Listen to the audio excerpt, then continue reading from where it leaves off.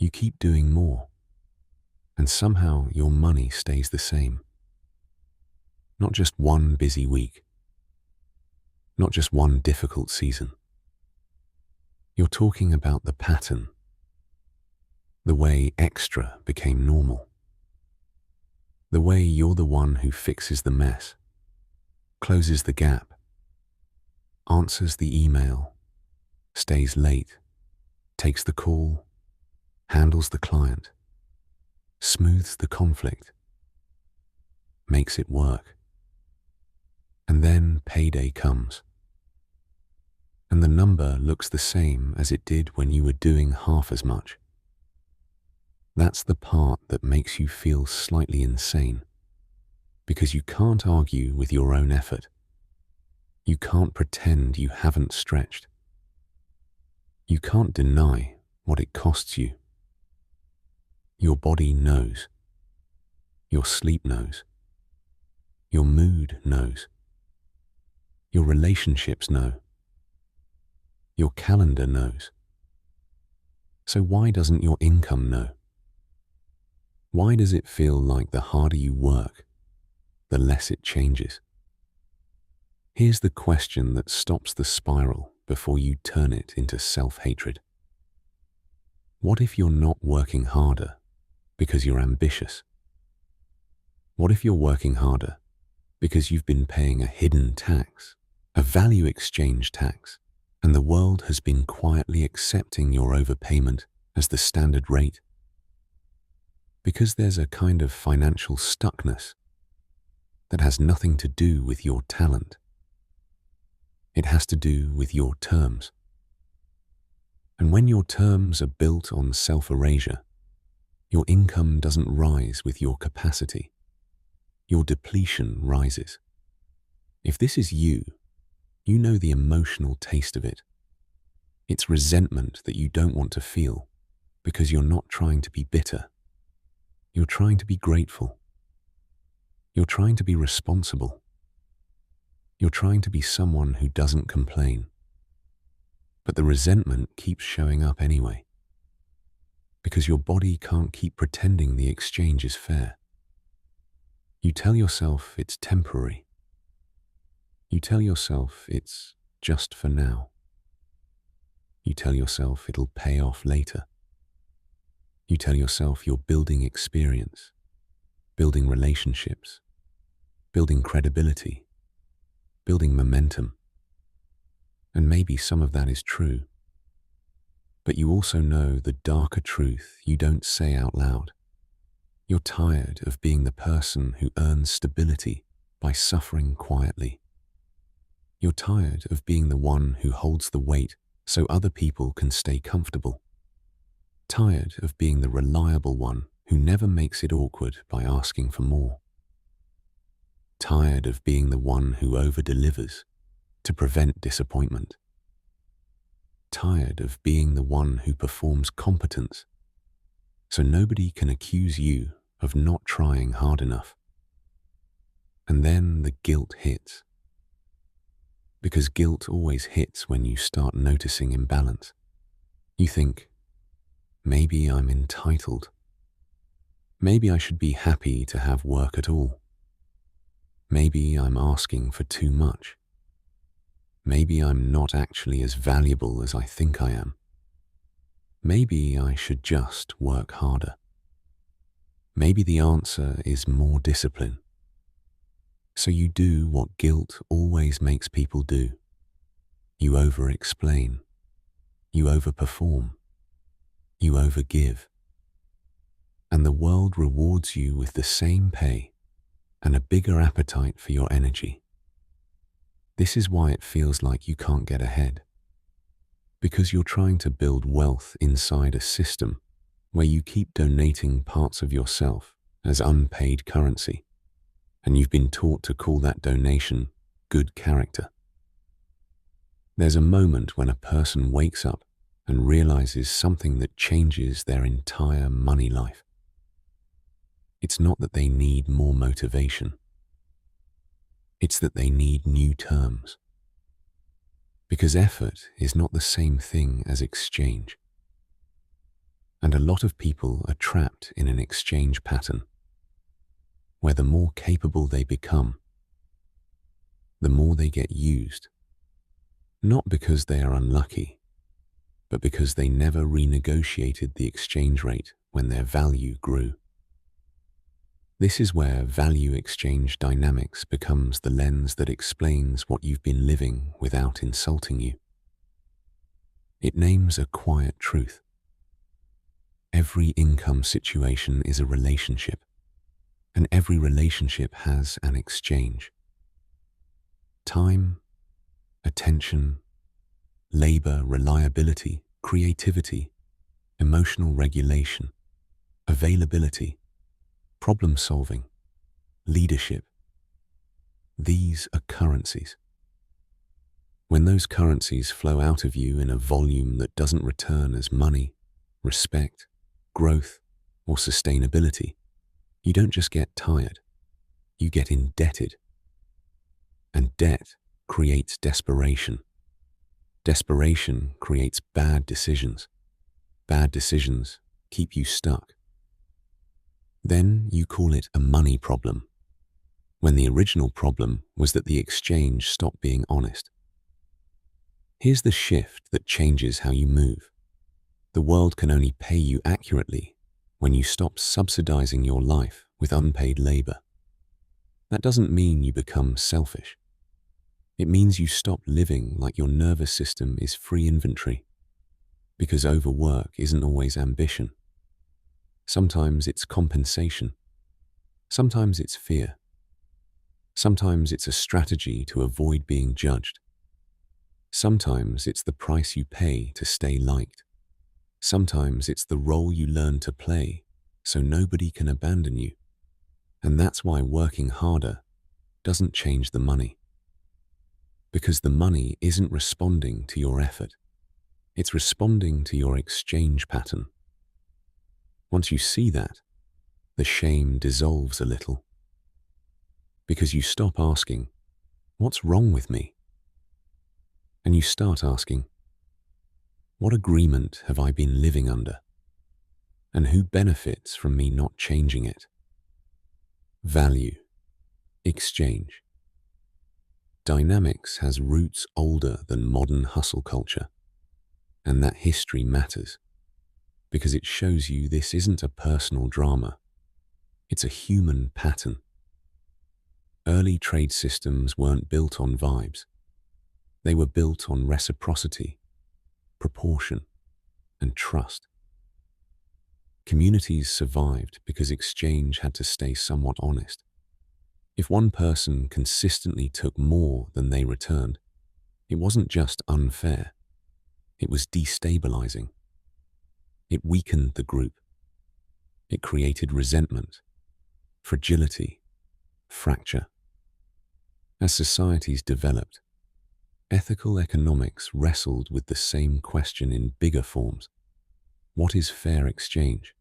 And what happens when one party secures comfort by extracting another party's life? Debt wasn't just numbers.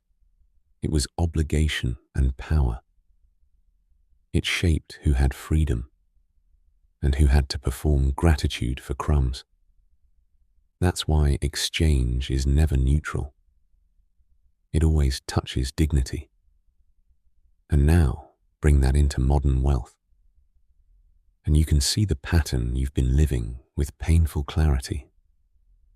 You've been operating in a hidden deficit, not because you can't earn, but because you keep paying for your income with invisible currencies that aren't being counted. You can see it in the career version of this first. The employee who becomes the unofficial manager without the title.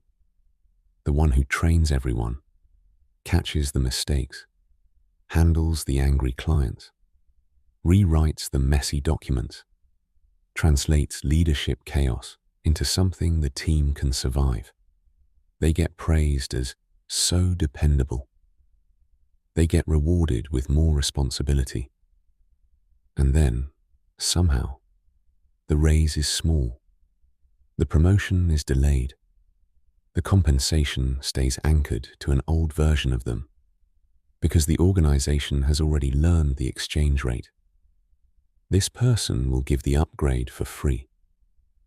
So the employee keeps working harder, thinking the proof will eventually force fairness. But proof doesn't force fairness in systems that benefit from your free labor. Terms force fairness. Until the exchange is renegotiated, the system will keep buying your extra capacity at the old price. You can see it in freelance and creative work too.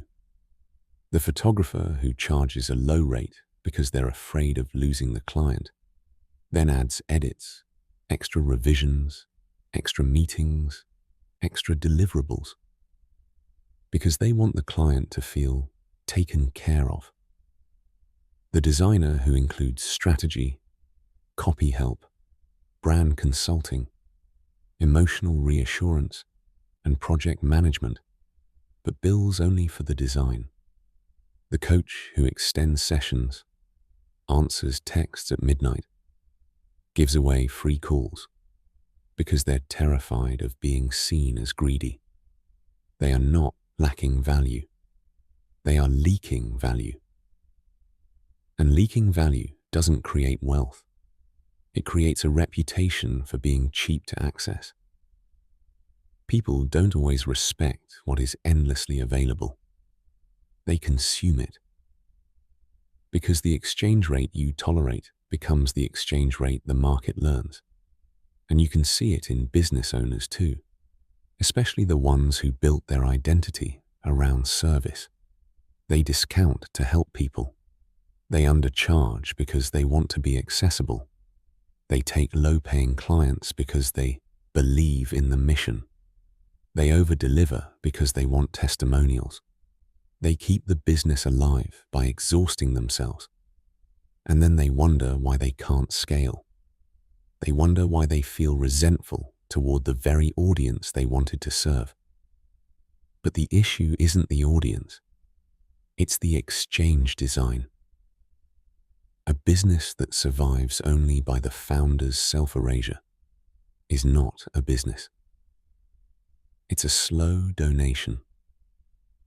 And the donation will eventually collect interest through burnout, bitterness, health issues, relationship strain, and the quiet grief of realizing you built success that you can't live inside.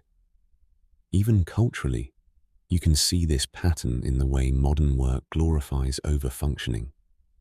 Go above and beyond. Do more than you're paid for. Be indispensable. Those slogans sound like excellence, but in practice they often train people into free labor in exchange for the hope of future recognition. Hope is not compensation, and if you keep paying with hope, your body will eventually declare bankruptcy. This is why you keep working harder for the same money, because the exchange has been uneven for so long that you started calling it normal. So what do you do with this without turning yourself into someone cold? You stop trying to solve it with more effort, and you start solving it with clearer exchange. Begin with the simplest, most confronting observation. Where do you consistently give more than you are paid for? Not as a moral indictment, as a map. Look at the invisible currencies you spend. Your availability, your emotional regulation, your speed, your late nights, your constant yes, your problem solving, your flexibility, your responsiveness. If your income isn't rising, but those currencies are increasing, you've found the leak. Then choose one leak to seal, not 10. This is where people panic and try to change their entire personality overnight. You don't need that. You need one boundary that resets the exchange. One policy you actually keep. One line that becomes real. It might be answering messages during work hours only. It might be reducing revisions. It might be charging for strategy. It might be setting a scope and refusing creep. It might be asking for the title that matches the role. It might be saying, I can do that, and it will require additional compensation. It might be applying elsewhere, not as an escape, but as leverage. Because sometimes the cleanest renegotiation is leaving a system that only values you when you overpay. What matters is that the boundary is not a threat, it's clarity. Next, practice holding your price without apology. Most people don't lose money because their rates are too high. They lose money because their nervous system collapses at the first sign of discomfort. A client hesitates and you discount. A boss frowns and you retreat. A co-worker implies you're difficult and you soften your request. You don't need to become aggressive. You need to become steady. Let the silence exist. Let the hesitation exist. Let the other person feel their own discomfort without you trying to rescue them with self-discounting. Also, stop proving your worth to people who benefit from you doubting it. Proof is expensive. It costs time and energy, and it rarely converts into fair pay in exploitative environments. Instead of proving, position. Instead of over-delivering, define deliverables. Instead of being endlessly flexible, create terms. People can pay you fairly when they can see the boundary of what they're buying. And if guilt rises, name it correctly. Guilt is not always conscience. Sometimes guilt is withdrawal from an old role. If you were trained to be the easy one, boundaries will feel like betrayal at first. That doesn't mean they are betrayal. It means you're learning to stop paying for belonging with self-erasure. Finally, build a small buffer if you can, because buffers change behavior. When you have even a little margin, you negotiate differently. You don't take the worst deal out of panic. You don't discount for instant relief. You don't accept disrespect as the price of survival. A buffer doesn't make you rich, but it makes you less controllable. These are not dramatic moves. They are exchange moves. And exchange moves change wealth faster than hustle, because hustle without terms is just a louder way of being underpaid. Here's what starts changing inside you when the exchange becomes clean. Before, you lived with a quiet dread around money. Not just fear of bills, but fear of being seen as too much. You worked harder because working harder felt safer than asking. You overgave because overgiving felt safer than boundaries. You stayed exhausted because exhaustion was the proof you were good. And your income stayed stuck because your stuckness was the cost of your coping. After, you feel a different inner climate first.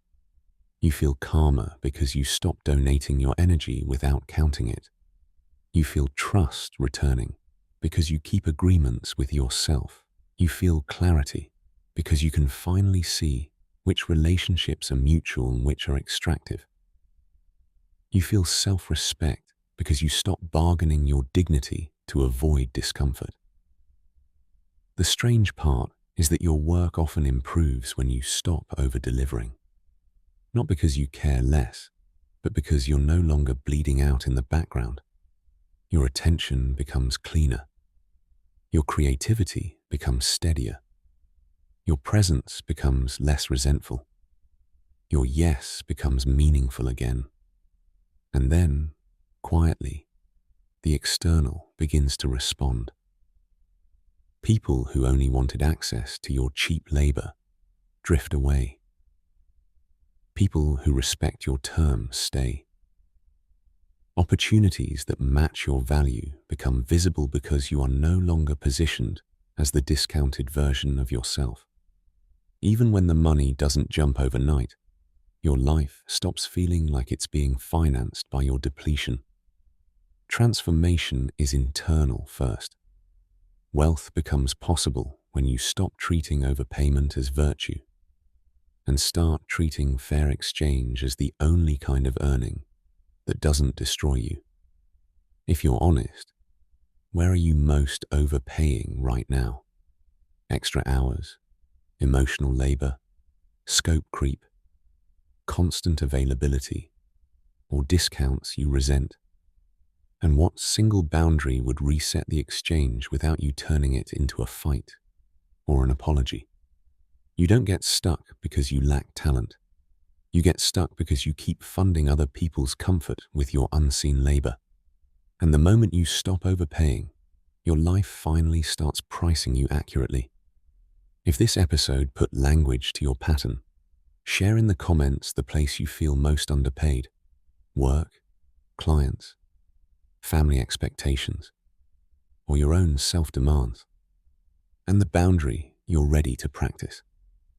Subscribe for more episodes that translate pressure into pattern so you can build wealth without your nervous system paying the interest.